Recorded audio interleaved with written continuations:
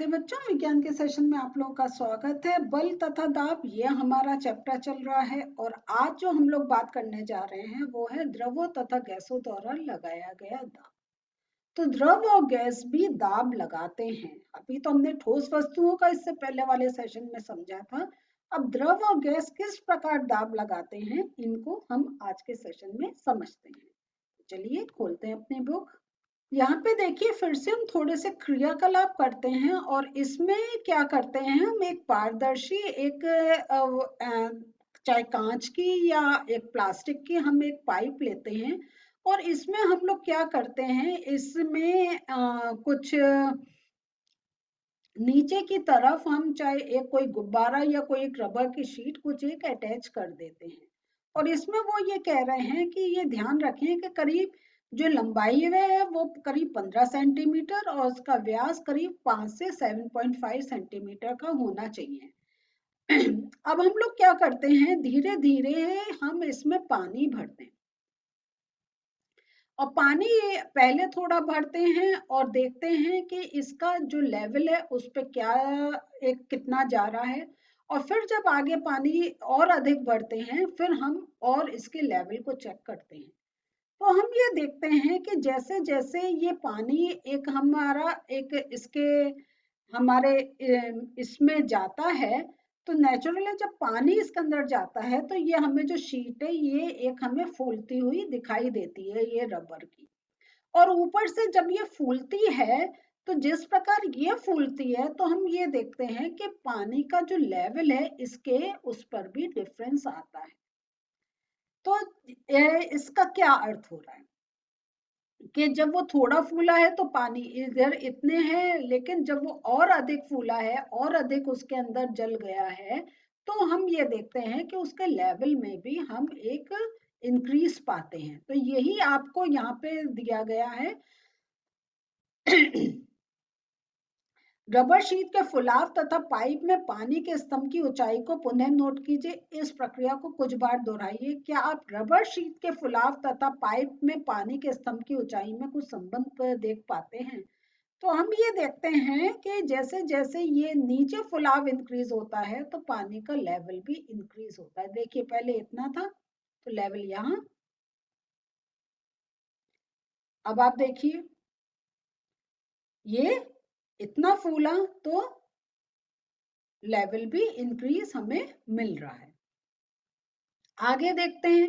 अब वो एक और एक्सपेरिमेंट करने के लिए कहते हैं। देखिए यहाँ पे क्या है, वो कहते हैं आप चाहे कोल्ड ड्रिंक की एक बॉटल ले लीजिए, एक प्लास्टिक की बॉटल लीजिए और एक उसमें सब नीचे की तरफ आप एक और आप पाइप लगा दीजिए और वो क्योंकि आपने जैसे कोल्ड ड्रिंक की बॉटल ली है तो आप उसको थोड़ा सा छेद करके और उसमें अटैच कर सकते हैं और ध्यान रखें कि किनारे पानी कहीं टपके नहीं, नहीं तो थोड़ा मोम लगा के आप उसको ये जो अगर थोड़ा गैप रह गया उसे फिल कर सकते हैं और गुब्बारा लगाइए। और इसके बाद फिर आप देखें कि यहाँ पर हमें क्या सेम सिमिलैरिटी मिल रही है कि जब यहाँ पर एक इसका जो एक फूल रहा है तो जो इसमें बॉटल के अंदर जो वाटर लेवल है उसमें कोई डिफरेंस आ रहा है। तो यहाँ पे वही है कि बोतल में कुछ पानी और डालिए, क्या रबड़ की शीट के फुलाव में कुछ अंतर आता है? तो हम देखते हैं जैसे जैसे हम उसके अंदर जल भरते हैं तो उसमें फुलाव भी हमें एक इंक्रीज होता हुआ मिलता है। और इस समय जो हमारा अगर हम देखें तो पहले हमारा जो ये पहला एक्सपेरिमेंट था इसमें हम नीचे की तरफ लगाया था, लेकिन जो अब हमारा दूसरा एक्सपेरिमेंट है इसमें हमने ये साइड में लगाया। तो ये क्या है, क्या इस स्थिति में रबर शीट का फूलना यह दर्शाता है कि पानी बर्तन की दीवारों पर भी दाब डालता है।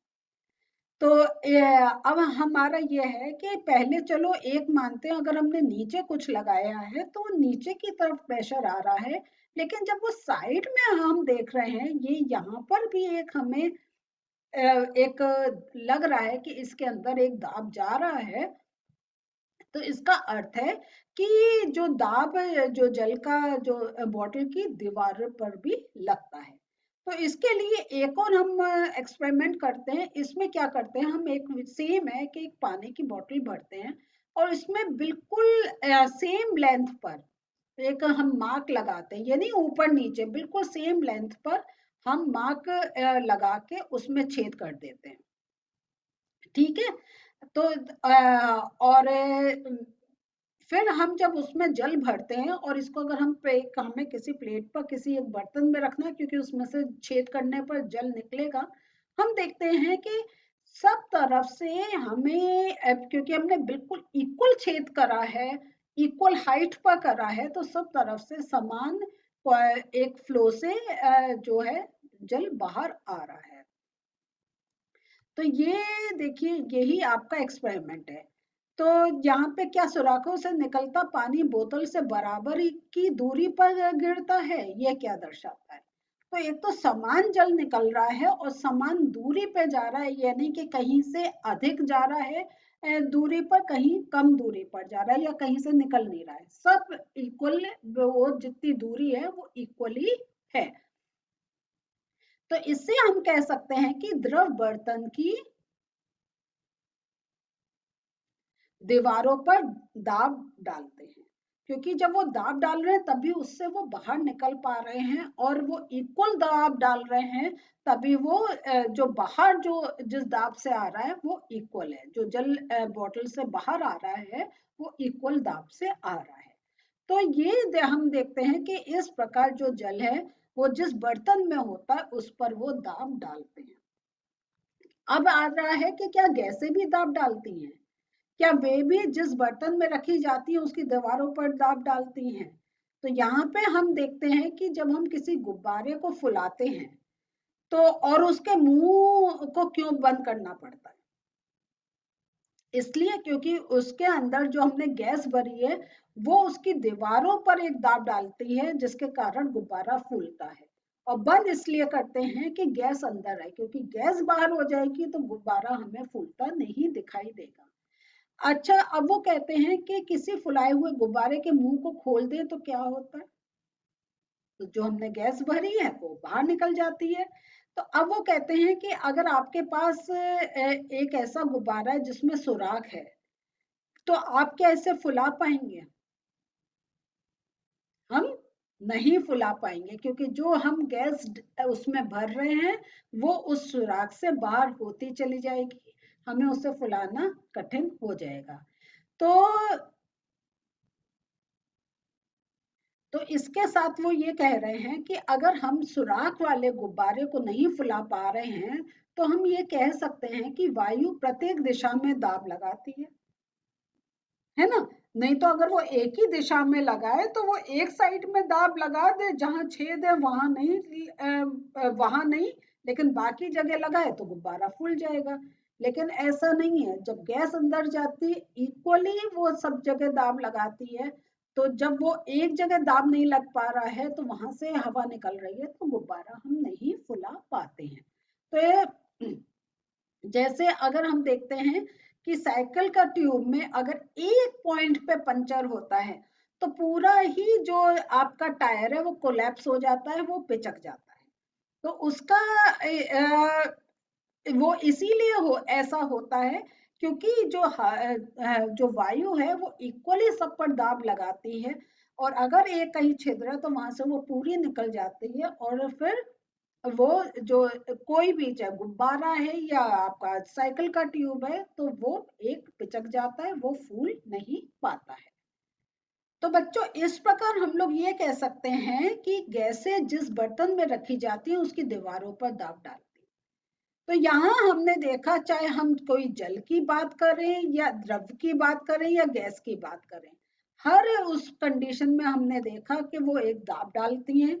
अगर वो उनमें जैसे, और वो दाब इक्वल होता है, जैसे हमने यहाँ जल का देखा, बॉटल में था एक से ही डिस्टेंस में जा रहे थे, ऐसा नहीं था जल दूर जा रहा है किसी का बहुत पास में गिर रहा है, इक्वल डिस्टेंस में गिर रहे हैं। और उसके साथ साथ हम ये भी देख रहे हैं कि गैस भी, हमने गुब्बारे का एग्जाम्पल लिया, हमने साइकिल के टायर का लिया, आप कोई भी टायर का ले लें, एक जगह छेद होता है वहां से सारी गैस निकल जाती है, तो वो फिर दाब नहीं डाल पाती है, और इसलिए जो टायर जो एक फूला हुआ होता है हवा निकलने से वो पिचक जाता है।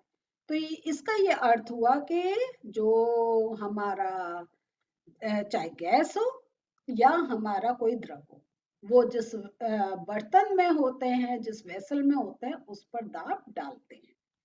तो आज जो पढ़ा इसके नोट्स देख लेते हैं। तो दाब की अगर बात करते हैं, द्रव बर्तन की दीवारों पर दाब डालते हैं, गैसें जिस बर्तन में रखी जाती हैं उसकी दीवारों पर दाब डालती हैं। तो बच्चों, आज हम लोगों ने देखा द्रव और गैस दोनों ही दाब डालते हैं।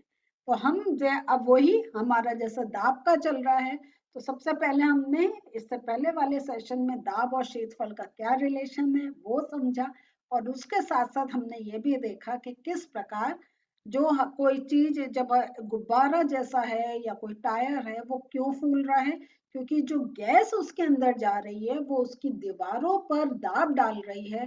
तो जितनी अधिक गैस होती है वो उतना अधिक दाब डालती है, वो उतना फुलाती है। कम गैस होती है, कम दाब डालती है, तो कम फूलते हैं। तो कोई चीज अगर हवा भरने से फूल रही है, इसका अर्थ है गैसें भी दाब डालती है। तो चलिए, हमारा एक और टॉपिक बच रहा है, वो हम नेक्स्ट सेशन में लेंगे, वायुमंडलीय दाब का। मिलते हैं फिर से, बाय।